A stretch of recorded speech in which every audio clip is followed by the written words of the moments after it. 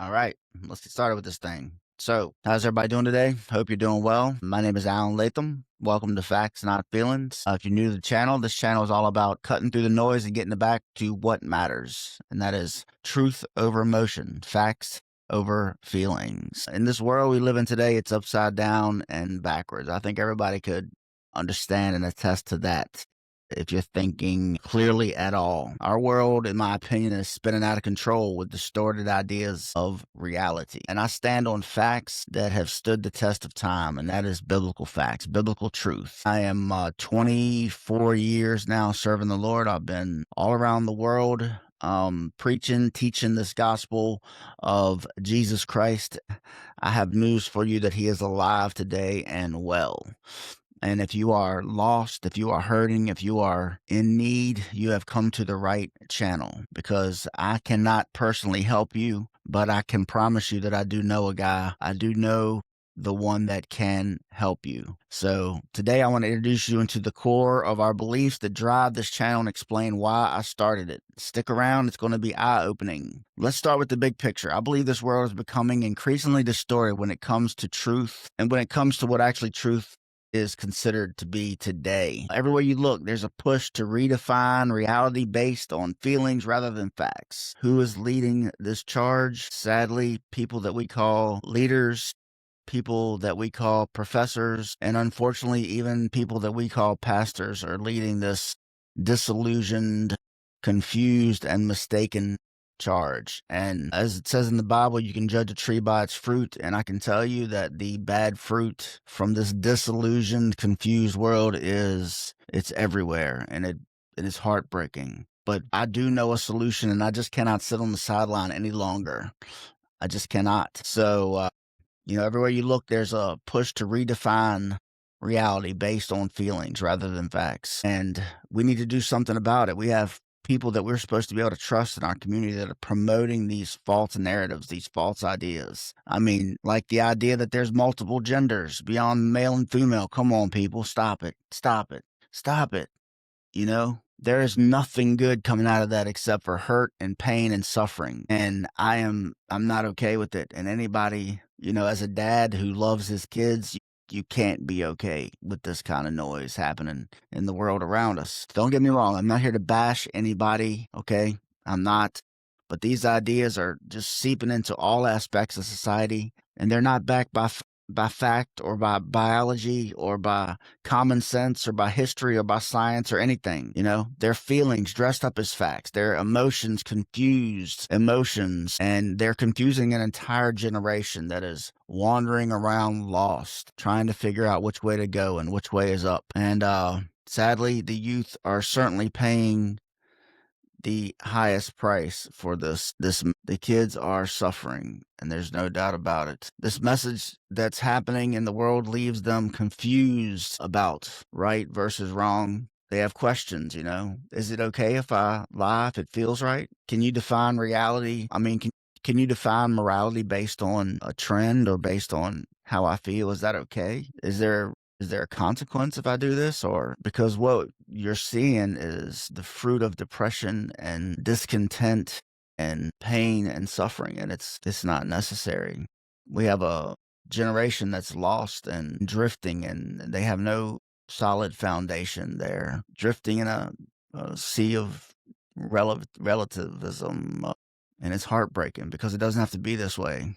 And that's where my beliefs come in. I'm rooted in something that's timeless and unchanging. The 10 Commandments. These aren't just ancient rules. They're the blueprint for right and wrong. Given by God to Moses himself. Hold on. They're the blueprint for right and wrong. They were given to Moses by God himself. Thou shalt not steal. Thou shalt not murder. Thou shalt not bear false witness. All right. We know these things are accurate. What is where shall not bear false witness? That means you should not lie. Because when you lie, you have to tell another lie. And then there's weight. There's heaviness about it, And it's because sin is heavy. Sin has weight. Sin has consequences. Did you know that sin is, the word comes from, it's an archer's term. It's the attempt to hit the bullseye, missing the mark. It's Sin is when you miss the mark. And we've all sinned. We've all missed the mark and fallen short of the glory of God. And there was a time when the Ten Commandments were mandatory in courthouses and schools across America. Most of the young people had no idea that was even a thing, but they were mandatory. But over the years, they've been removed, pushed out in the name of separation of church and state, or whatever excuses fit the narrative. Sadly, there's a bigger push happening that is targeting our country, that's targeting the foundation, the core of our nation, and they're succeeding. And the only thing that evil needs to prevail is for good men to do nothing, for good people to not do anything. The Bible tells us these commandments are written on our hearts by our Creator, the one true God, whose name is Yahweh. I believe that that's true. It says it in Romans 2:15. It says it in Romans 2:15. They show the work of the law. The law of God is written on our hearts. You don't have to tell a young person. You don't have to tell someone that it's wrong to steal, to kill, they know it. It's inherent. And I've been all over the world in different places, different cultures, different languages, and you don't have to even tell a little kid in the Middle East or in South America, up in the mountains of Chile. You don't have to tell them these things. They just know it. It's written on our hearts, and that's exactly what the Bible says. It says that our conscience bear witness to this fact. Problem is, as we move on in life, as we don't listen to our parents, and as we get older, young people get older, their conscience gets seared, it gets calloused. And so what used to, when you were young, you used to feel bad about, now it doesn't faze you because you've crossed that line. You've crossed that line so many times that it doesn't faze you anymore. So you just keep crossing it. And you keep crossing different lines. But it's not some external imposition. It's built into us. Yet we have rejected that internal compass, and now we're seeing the consequences. Division, confusion, and a society that's morally adrift. Think about it. Centuries ago, and this is kind of interesting to think about. Centuries ago, ocean navigators relied on the North Star. And the North Star is an interesting star because all the stars above your head throughout the year, they move, and some are visible at some times of the year, and some fade away, and some you can see in the spring and you can't see again, and others you can see in the fall. But there's the North Star that's always in the sky. It's always available you can always see it. It's like God always has given us a way to find our way. He's so merciful. He always gives us a way. And if we'll pay attention, just like the sailors so many years ago, they could use that North Star,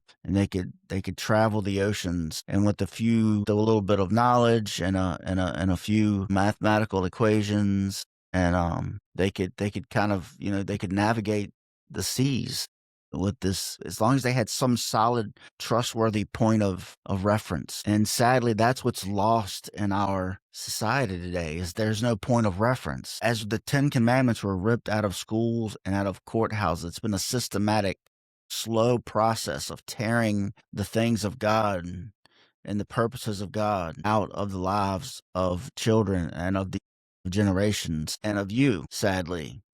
And it didn't happen quickly because most of society would have revolted. It's happened little by little. First, they take the Ten Commandments out of the courthouses. Then they take them out of schools. And each one of these things marked a dramatic change in negative consequences in society. The Ten Commandments were taken. It was a federal law that they had to be in courthouses and federal buildings. In 1962, there was a law passed that they could be pulled out. And as they were pulled out, divorces started going up. Why? Is there a correlation? Is it causation? I believe that as we rip God as God is removed from the equation, we get further away from our North Star, our point of reference. And then, prayer was taken out of schools. That used to be something that kids did. As they've taken the Ten Commandments out of school, they've taken God out of school. They've introduced multiple genders. They've introduced sex ed to small children. They've introduced pacifying sin, making everything based on feelings, and there's no true north. And so at least when there was a time when people knew, they may choose to be Al Capone, they may choose to be bad people, but they still knew what was right and wrong. Sadly, we got a generation of young people today that they're not even sure what right and wrong is. All they know is they feel crummy about the world, and they don't get it. They don't understand why they've got all this freedom to change their sex and to have sex with whoever they want and to do all this crazy stuff. And yet they are more depressed, more medicated, less ambitious than any generation that's ever lived, under the guise of freedom, under the guise of liberty, under the guise of liberal policies. The fruit on the tree is rotten, and we need to do something about it. And there is an answer. There is a solution. There is a cure. That is the good news. There is a cure. It's not just a lost cause, guys. There is a God that created you. You're not by accident. If you're watching this, it's not by accident. There's a divine purpose and reason that you are. And there's a God that loves you and cares about you. He knows the hairs on your heads. He knew about you and had a plan for you before you were ever knit together in your mother's womb. You're not by accident. And we are full of a generation that chases likes and that finds their satisfaction in completely false idols, really. I mean, everything, the social media world it's pulled people away from actual people, physical relationships with people, and it's created a society of young people that live off of adrenaline spikes. How many, everything's about me. Did I get enough approval? Did people like my video? Did people like what I've done lately? Are they approving of me? Are they subscribing to me? Do they like who I am? The sad thing is that a lot of young people don't even like who they are. Even when they can be extremely popular and extremely successful in the eyes of the world. But there's different terms, there's different meanings and definitions to success, different degrees, and I think that has really proven itself out to be true.